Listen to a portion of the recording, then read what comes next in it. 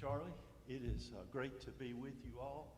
And if this thing will stay on, I'll try to do this. I hate these things. So anyway, it is great to be with you all. I always enjoy coming to get back here up to O'Fallon, having lived here in this community and seeing how the church has continued to evolve and change and grow, and new people coming in, and good to see the old-timers still here. And yeah, we are becoming the old-timers, it seems now. And old friends, and so I always love to come, and I hate that I had to come this time without Lori. I flew up this time because I'm having to do a lot of traveling, fixing to head to Zambia next week, Lord willing. Who knows this pandemic, but hopefully I get to go back next week. And anyway, I flew and didn't bring Lori on this trip. And Lori wanted me to send you greetings from her. Unfortunately, because she had COVID and has had problems with that and the vaccine, she's not going to be able to go to Zambia with me on this trip because her doctors told her not to. They're doing tests to find out why she's having these reactions. But she sends her greetings, and Karen in Zambia, and of course I talked to her this morning on WhatsApp, but they wanted me to give you greetings from them. Sorry they couldn't be here. If you're not getting our newsletter, I'd love to give that to you. I do both the email version and the printed mail version, and they're different, so you might like to subscribe to both of those, and I'd love to send them both to you. The email version comes out more frequently with more pictures and even video and stuff because I have a lot more leeway with that. But just write your name and address and email address on the piece of paper and give it to me, and I'd love to add you to our mailing list. And there's some brochures I put back there on this table along the wall as you go out on your right. You can pick up some of those afterwards, if you will. In Acts, we hear about Paul going on his first missionary journey, and after he and Barnabas come back to Antioch, which was their sending congregation, like O'Fallon, they come back to the church and they gave a report on how things are going and the great news about what God is doing in the kingdom of God and how it's spreading among the Gentiles. Well, in that same sense, I'm here today to share with you about good news and things that are going on in the work in Africa, in Zambia in particular. So I want to share with you this. Now, I usually present this during the Sunday school, but this pandemic has messed everything up. And so I got 45 minutes I'm going to try to pack into less time. So I may skip some points in this and some slides. But anyway, we've been in Zambia now for 17 years. People say, well, how are things going in Zambia? And bottom line up front is things are going great. In fact, last year was the best year we've had ever, despite the pandemic. The last year was our best year. And I think the last 2 or 3 years, we have got to the point that, it's taken us a long time, a lot of experience to figure out how to develop spiritual leaders there and what exactly we need to even be doing in Africa. And I think we've kind of got to the point now that we've got a approach that's very good, culturally appropriate, and is effective. And so we're seeing that in the last 2 3 graduating classes. They have really improved. There are 3 main areas of our ministry. Of course, the Bible College is the primary ministry. We're doing humanitarian as well as the spiritual, but I'm not deceived. I know I want to respond to people's needs, but I know that the real long-term problems are going to be solved by the spiritual side. So we're going to maintain that vision. It's just a lot more fun and rewarding to help people's physical needs because you can see it in the here and now, but it is the spiritual side of things that will turn Africa around and solve these other problems. But let me start off by talking about the 2 humanitarian ministries, the main 2 that we're doing.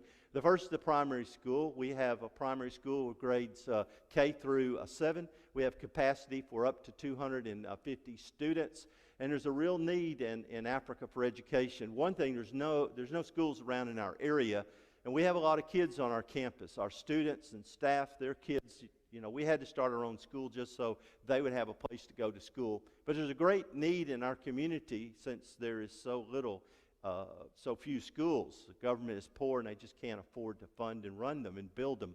So we have a real need in our area, and we're meeting that community need surrounding our campus.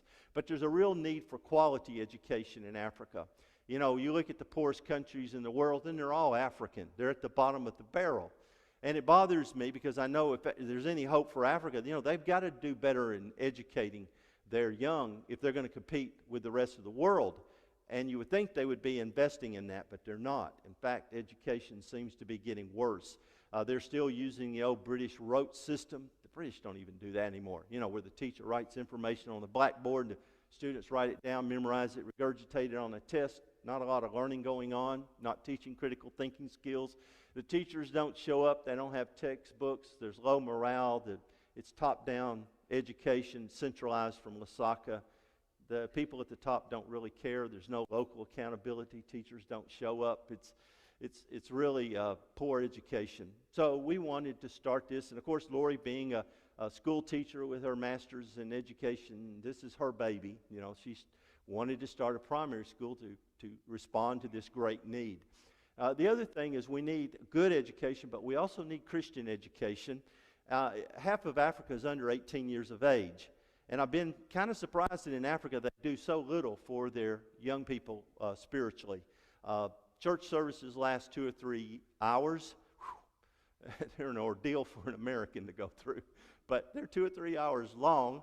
And, you know, there's not anything for the kids. So a lot of families just leave their kids at home and come to worship and without their kids. And I think it's such a tragedy that they just haven't recognized we need to develop the spiritual lives of our children. So I do kind of worry about future generations for that. So we're really trying to teach our students in our Bible college that they need to focus on the youth, both helping children in their education to have a better future so they can support their families and contribute as good citizens, but we also want to develop them spiritually.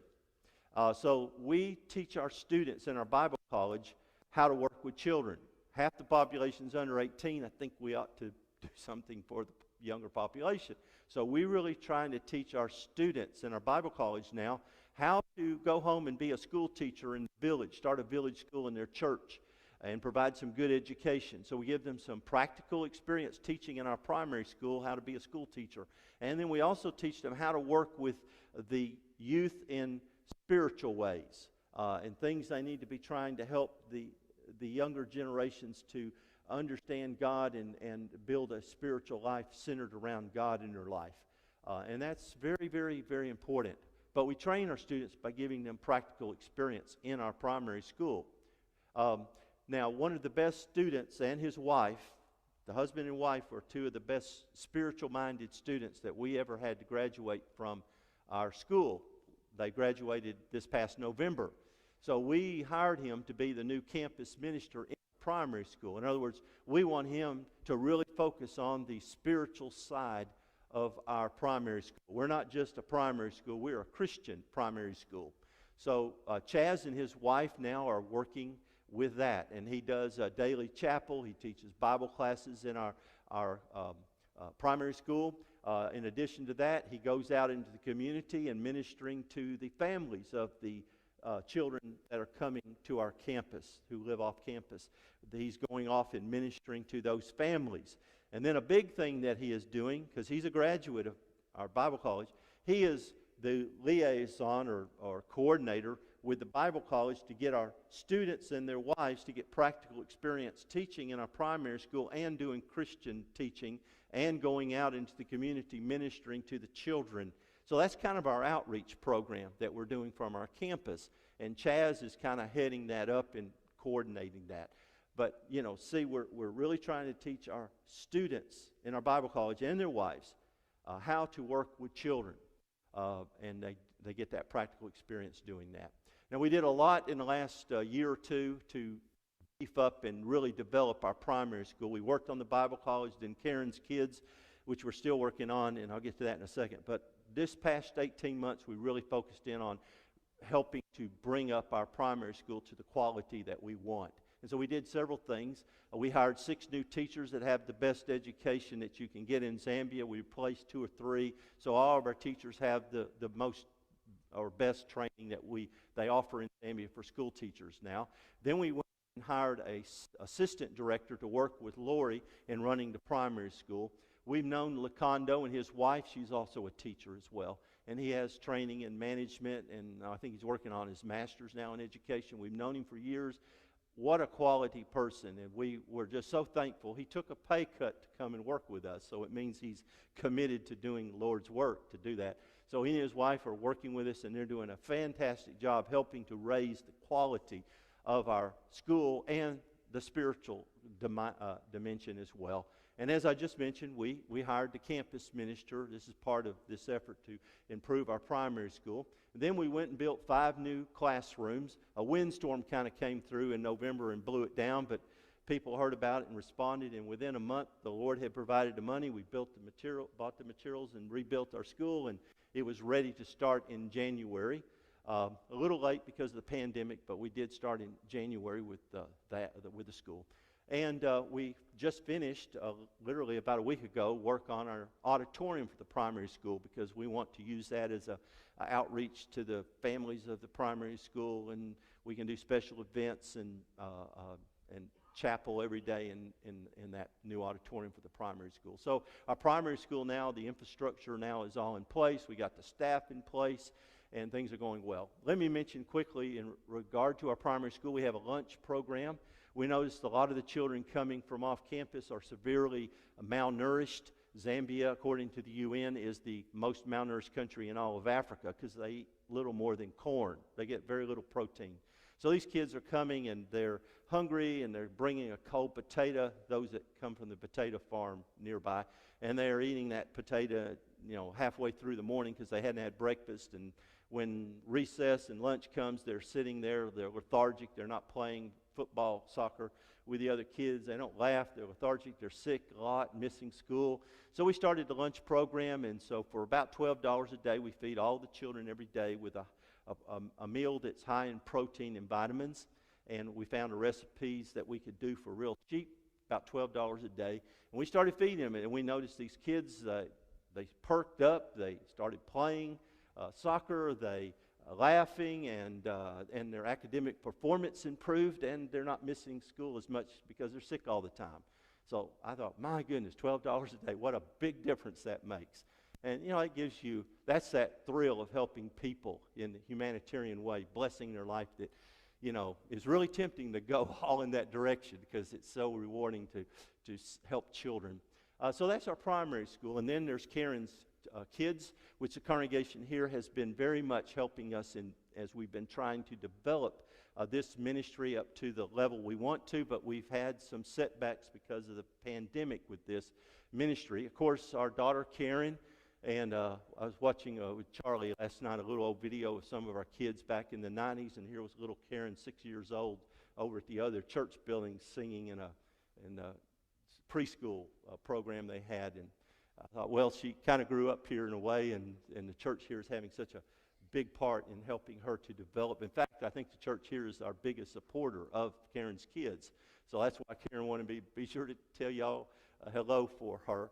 But Karen is not just running the children's program, because Lori and I are having to spend more time here visiting churches and administration and all that kind of stuff, support role now. Karen is there all the time. She lives there. She hardly comes back to the U.S. anymore.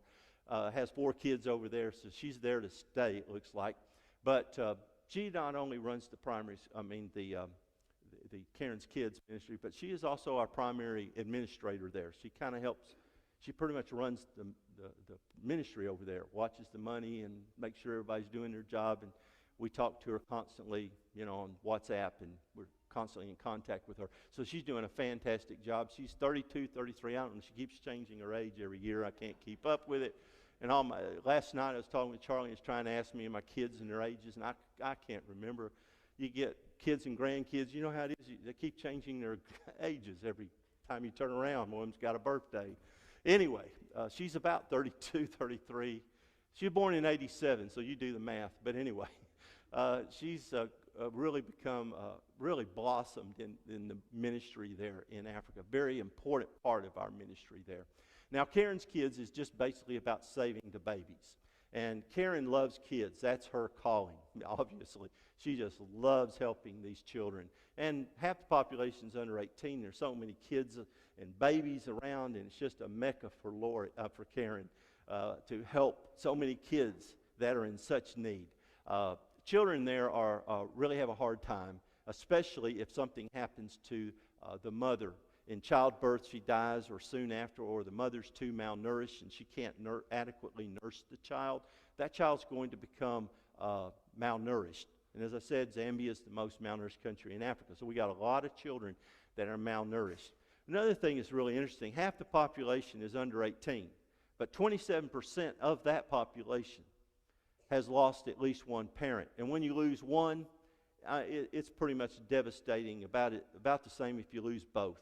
I mean, if you lose the father, you're really bad shape economically. If the mother dies and a child's under 2 or 3 years old, that child is not going to get fed and is going to get malnourished, and all it takes is dysentery, malaria, or something that kills them. That's why half the children die before they're 18, but most of those children are dying in the first 2 or 3 years because something happens to the mother.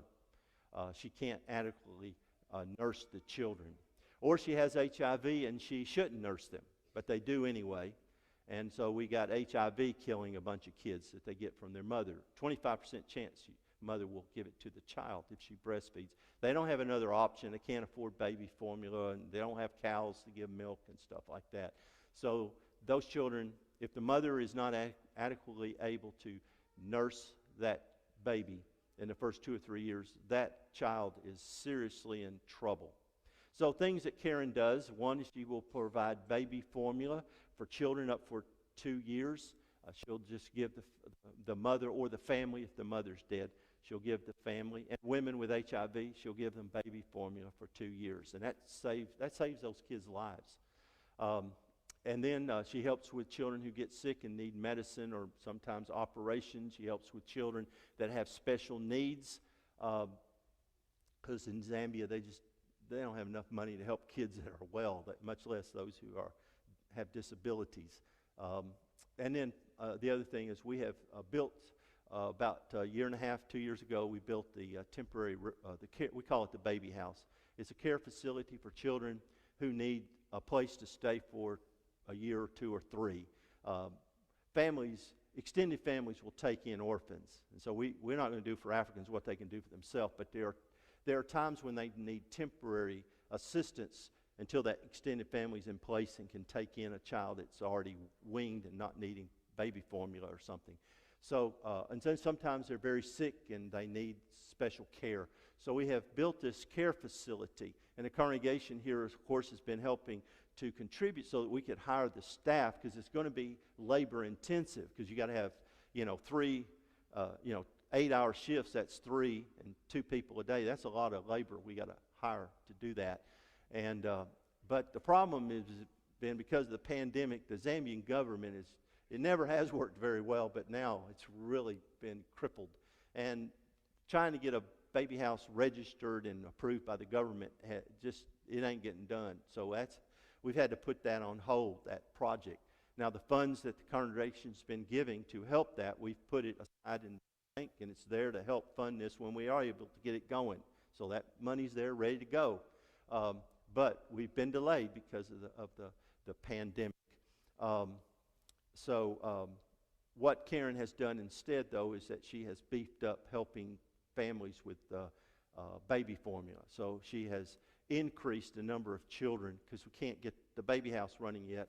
And of course, the pandemic, we ended up putting our campus in quarantine, meaning we locked the gate and didn't let anyone in, because that way on campus we could go about our normal activities this past year, and we didn't have to worry about the outside world.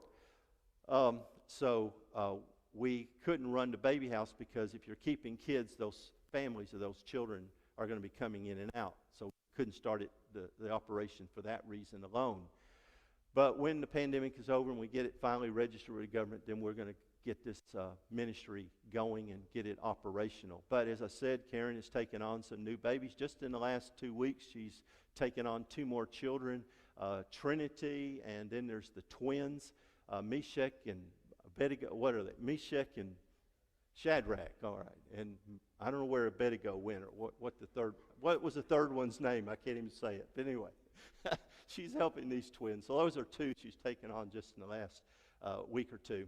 Let me talk now, the rest of the time that I have, I'll talk about the baby the Bible College, which is our primary ministry. We have 3 classrooms that we've built, the small classroom, then we have this big auditorium we've built. It's 110 feet long by 50 feet wide, and we can do worship there on Sundays. We do chapel and combined services, and we're going to start doing lectureships where we can bring people, former students, in to do additional training and try to find out more how our students are doing once they're graduating, which has been a real problem for us. So we're going to try to create more ability to interact with our graduates and bring them in and see how they're doing and do some more training to try to help them in the future. So we're going to start doing lectureships. We have a 3rd classroom that we built. It's in our new office building. And so that gives us our 3 classrooms. And we just this week started construction on a classroom for the women, for the women's class. So then we'll have the classrooms that we need. We're getting really near the end of our building and construction and infrastructure, so we have the facilities that we need. We're about a year from finishing that. Then we have 30 married students, apartments that we have. These are simple 3-room houses, no indoor plumbing, no kitchen, toilets, showers, none of that's inside. It's just 3 rooms. That's it. The reason is we don't want to increase their standard of living. Our students come from the bush, and we want to train them to go back to the bush. We don't want to raise their standard of living and ruin them with city living. So we keep it very simple. We have also finished a dorm where we keep some of the single students. So when you can't add up all the singles and then the wives, we have capacity for about 90, 95, maybe even 100 students that we can hold. We've had about a little over 600 that have graduated from our Bible college in these 17 years, and the last 3 graduating classes were very good. I mean, we were very happy with the group that started graduating from our new campus. See, in 2015, we moved to a new campus, and we started a new program that I'm going to talk about in a second. And what we really changed that program, and there's been 3 classes that have graduated from that new program. And we're really happy with what we're seeing coming out of our school now. And the last 3 graduating classes were the best, and the best one ever was the one that graduated in November. They were, both the men and the women, very spiritual-minded. Those are the kind of students we want to see going out. And so we're really tickled with what we're seeing going on now. Our mission statement is that we're there to train and develop self-supporting spiritual leaders who are equipped for holistic rural ministry. Now, the thing that is most important about our ministry, because we're a training ministry, the most important thing that we're doing, that I hope if you don't remember anything else, you'll know this is what we're about. We're there to train spiritual leaders. We're there to train spiritual leaders, because I don't believe the hope of Africa is to develop men like this. So that is why we focus on what we would call spiritual formation. And so for the last 12, 14 years, I have been focusing on what you do to bring about spiritual formation. And I have probably invested more of my time, other than Genesis, and that's a little joke for those who remember me from when I was here before. I'm still studying Genesis. Just ask Charlie. I just gave him an earful yesterday. Anyway, I can't get off of Genesis. But anyway, other than Genesis, I probably have studied how do you do spiritual formation more than anything else in my life, because it's a real challenge, and especially cross-cultural. But spiritual formation is what we're most about. And you say, well, why? Why that? Well, look at Zambia. 85% of Zambians claim to be Christian. You may not be aware of this, but there are more people attend church in Africa now on Sunday than attend church in all of North America and Europe combined. In fact, twice as many people are worshiping in Africa. All right? You may also not be, there's the figures. Twice as many people are worshiping in Africa now than in the Western world. There are more members of the Churches of Christ in Africa than there are now here in the United States. And that's why they talk about that now Christianity has moved to the southern hemisphere. It's moved east and it's moved south. And you'll hear a lot of missionaries talking about the global south, because that's where Christianity has kind of shifted. It's not the West. You see, the center of Christianity is no longer the Western world. It's Africa and Asia and South America. the global south. Receptivity is very high in Zambia. However, it's very anemic. It's still very anemic. I talk about it being profession without transformation. In other words, they're all claiming to be Christian, but it's not changing the way they're living yet. Well, why? Why is it not maturing like you'd want to see? Well, one reason is because though Christianity has been in Africa for a long time, it was really after World War II that Christianity really just exploded in Africa. I mean, the growth rate has just been phenomenal. Africa has gone Christian. You don't find unreached people in Africa anymore. They're all Christianized, or they claim to be. Islam's not taking sub-Saharan Africa. It's done Christianized. Big time. Everybody claims to be a Christian. My point there is, you see, that means Christianity has really only been there for about 75 years. Now, we've had how many years in Western culture, Western world to develop Christianity? What, 2,000 years? Well, you know, it took us 2,000 years to perfect being Christians in the West. Sarcasm there. They've had 75 years. Come on, what do you expect? Okay? Give them a break. The other thing is the Africans didn't grow up with a Judeo-Christian worldview or value system. To them, the world is controlled by the spirit worlds, demons, evil spirits, ancestors.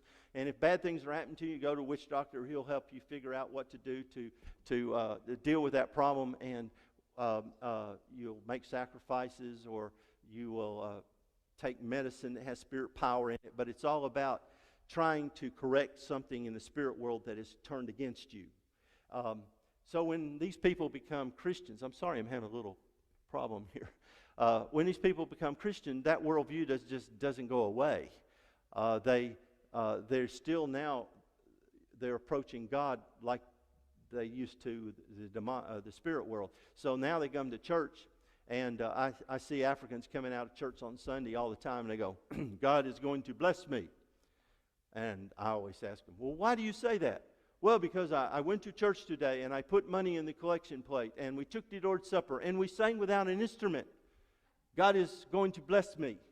And I say, yeah, but what about this woman over here who ain't your wife you've been seeing? Or you're just dishonest. You cheat people, and everybody in the village knows it. Or, you know, you're taking bribes. We've seen you. You know. Yeah, but I went to church today. God is going to bless me.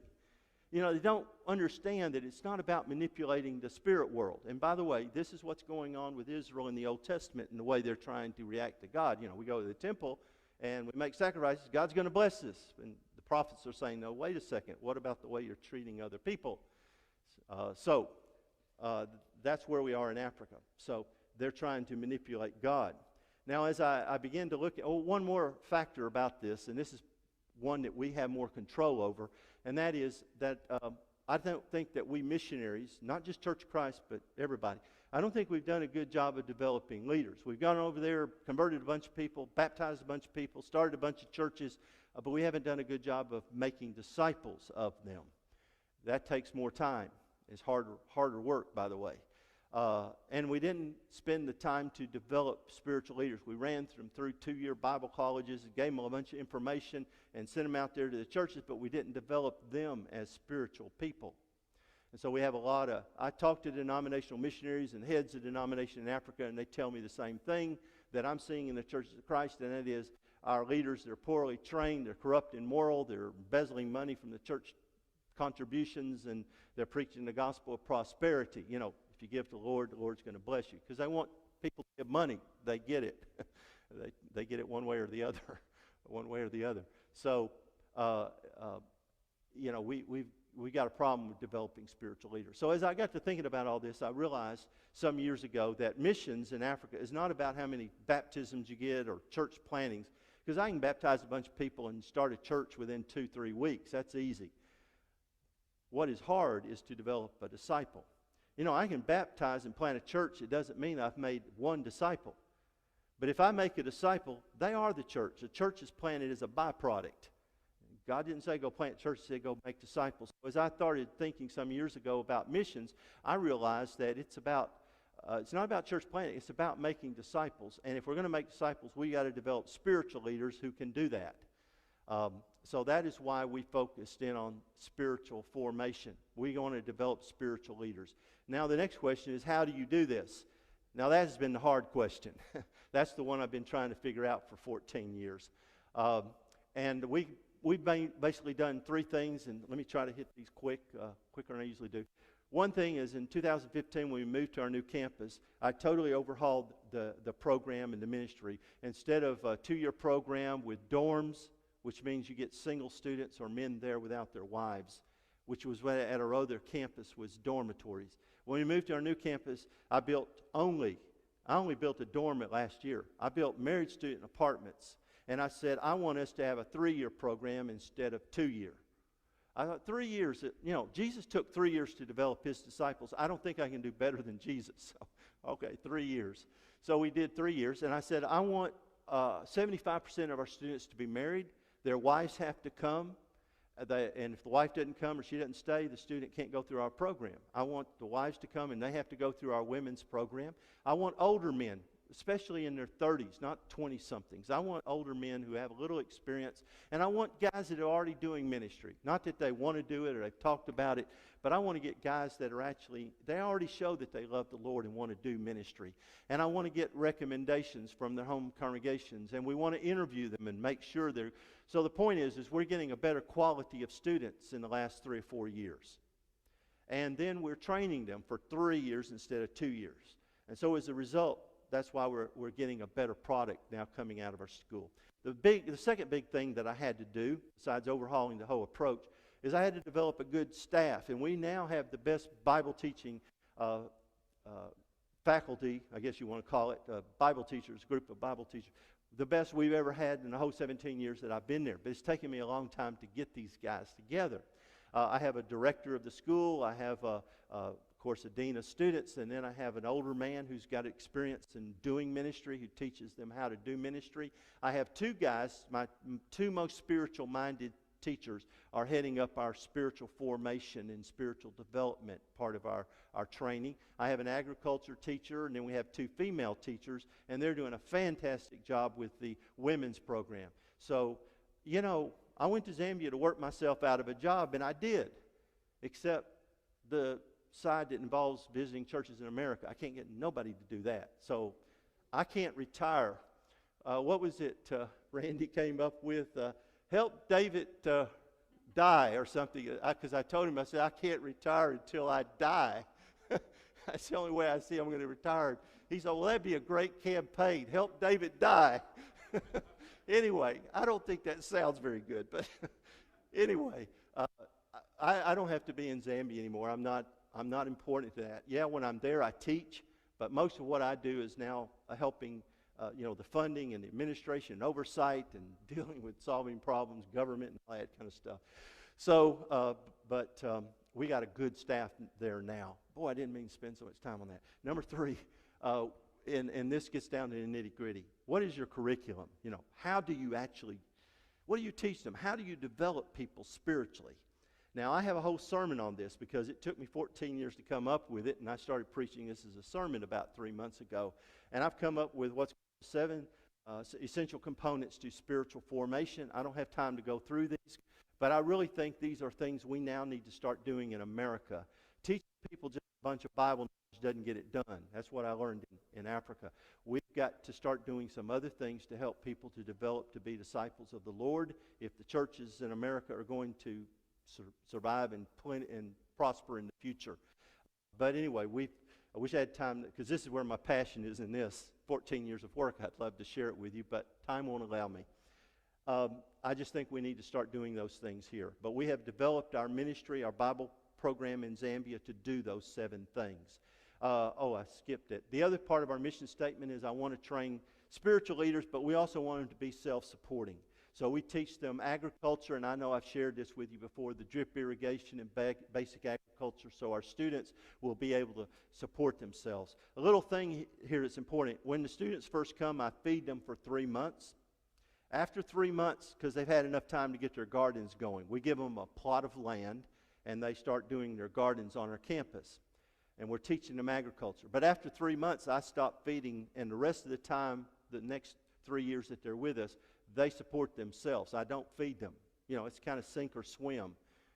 If you don't make it in growing food, you don't stay. You'll go hungry. So they learn how to support themselves for 3 years on our campus, growing vegetables using drip irrigation, crop rotation, composting, all the things we teach them about that. We teach them drip irrigation because that's the most economical use of water. You can grow food year-round in Zambia because the temperature doesn't change much, but what does affect crop growth is water. It doesn't rain for 7 months. But if you have water, you can grow food year-round, but they have to walk 3 or 4 miles to get water. But if they can get enough water to fill 4 buckets, they'll be able to grow enough fresh vegetables to feed themselves year-round. We also teach them how to raise chickens for profit so they can make a little money from that. So we're teaching them how to be self-supporting. And then we're teaching them how to do holistic ministry. In other words, not just the spiritual, but also we want them to minister to the needs of people in the village. You can't ignore this in places like Africa. In Africa, if your religion doesn't help you with the here and now, it's useless. They don't worry about the future. They're really not worried about after they die what happens to them. They're worrying about survival now and how they're going to feed their family. So if you're only about the church and spiritual stuff, your religion is useless to the African worldview, mindset. So they've got to be able to, and we want to help people in their physical lives as well. Because you see, when Jesus came, he came preaching and healing. He ministered to both the body and the spirit. So we feel we need to teach our students to do the same thing. So we're teaching them how to do holistic ministry. And I'll run through this real quick. One thing we do is teaching them agriculture not only allows them to feed themselves, but when they go back to the village, they'll be able to teach the people in the village how they can support themselves year-round in growing vegetables. See, Zambia is the most malnourished country in Africa because they don't get any protein. Well, we teach them how to grow beans and vegetables that are high in protein and vitamins, so they'll be healthier. They'll live longer, they'll be healthier, they can do more ministry, they'll help the people in the village. That is a very important program, is our agriculture program. And then we teach them, as I already mentioned, we teach our students and their wives how to be village school teachers by giving them practical experience in our primary school. We teach them how to work with children in Karen's Kids ministry, and they get practical experience working with vulnerable children, both in Karen's Kids and out in the villages as well. We're wanting our students to know how to minister to all the kids that are vulnerable in the villages, because they're running all over the place in these villages. 27% of children under 18 are vulnerable. Villages just have all these kids in trouble there. How does a church and even the community respond to that need? We're trying to train them so they can organize and try to meet that big problem that's in all the villages of Zambia. And then we're also teaching them a basic medicine, just a lot of preventive medicine. I don't have time to get into this, but just how they can respond to people's sicknesses in the village, what to do and not to do as well. And then marriage and the family. Again, I don't have time to get into this, but just there's a lot of problems with African marriages because they've gone from arranged marriages where they had no expectations now to marriages that are by choice, and their expectations are very high now. They want love and romance. Where did they get that idea? Marriage has always been for survival, having kids. I mean, now you want love and romance. What is that? Well, they've been influenced by the West, and now they have high expectations. But, they get married because, hey, she looks good. And they get married. Well, that ain't a great basis. And the big problem is they want love and romance, but they haven't yet learned the relational skills that are necessary for good marriages. Men still treat their wives like they're their cow. And that doesn't make for love and romance. Wife doesn't do what you want, just beat her. She'll obey then. Well, that don't create love and romance, does it, women? I get an amen there, right? Okay. So that is our ministry. We have both the spiritual and the humanitarian side because we're teaching them how to do holistic ministry. So those are there's some other ministries that we do. I don't have time to talk about. I could talk about the optical clinic where we have a machine that will read people's eyes, and Lori's been trained. She can give people an eye exam and then give them donated prescription eyeglasses. We give reading glasses out as well. So anyway, that's our primary school. So we're teaching our students to do holistic ministry, but we as Daybreak Mission are also doing holistic ministry. You got to practice what you preach. So if we teach the students to do holistic ministry, we need to be doing it ourselves. And notice we're focusing on children. The reason we're focusing on children is they're the most vulnerable, and I think that's where we can do the most good, is with the children. So with Karen's kids in the primary school, that's where we are trying to do what we can for the spiritual. Now, most of the money that, as I said, we really want to focus on the spiritual, and most of the money that comes for the spiritual side of our ministry is coming from churches.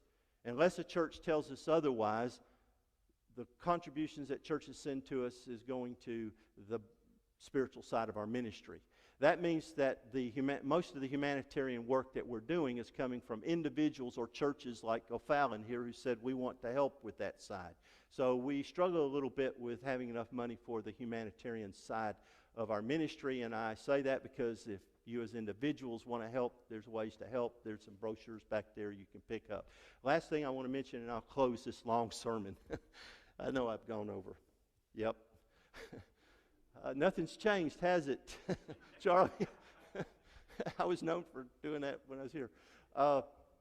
That's why they ran me off. No, I'm joking.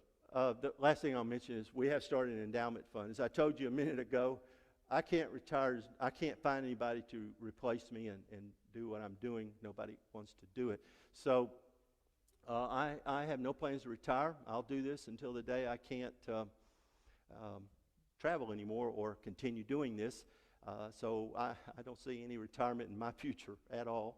However, help David die, and that's a catchy thing.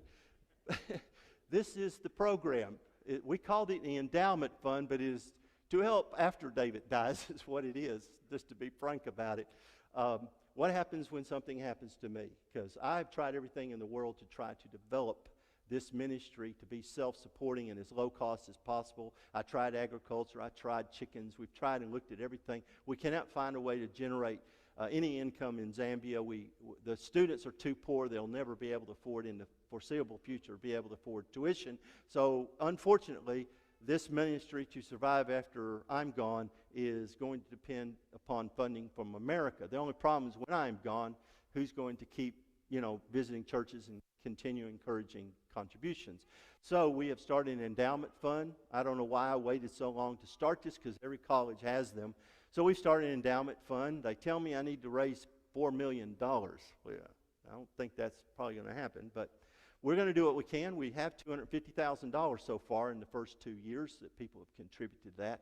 So this is because we've invested a lot in this ministry, and it's going great. I think we figured out how to do this, and I'd like to see it go beyond my lifetime. So if you want to consider contributing to our endowment fund, there's a real need that's really of my concern. So I'll do what I can, and then we'll trust God to provide. He always has. So there you go. I want to thank the congregation here for helping us in this ministry in Zambia. I began saying that when Paul had gone on his first missionary journey and he came back to Antioch, he wanted to tell them the great news of how the kingdom of God is spreading. Well, I want to tell you that the kingdom of God is spreading in mighty ways in Africa. And it's good news. I know things look a little discouraging right now in our backyard. I know we see what's going on in our country, and it's kind of discouraging.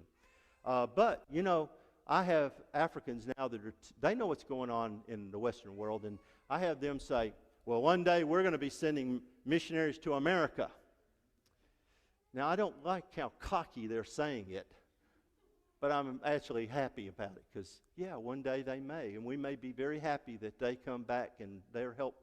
They may be replanting the kingdom of God back here in America one day with our great-great-grandchildren. By the way, do you know they're replanting the church in Europe now? Africans are migrating to Europe in huge numbers, and they're planting churches all over Europe. 5% of Europe goes to church on Sunday. Well, it's quickly becoming Africanized, and they're planting churches all over the place. We have more African missionaries in Europe now than anybody else.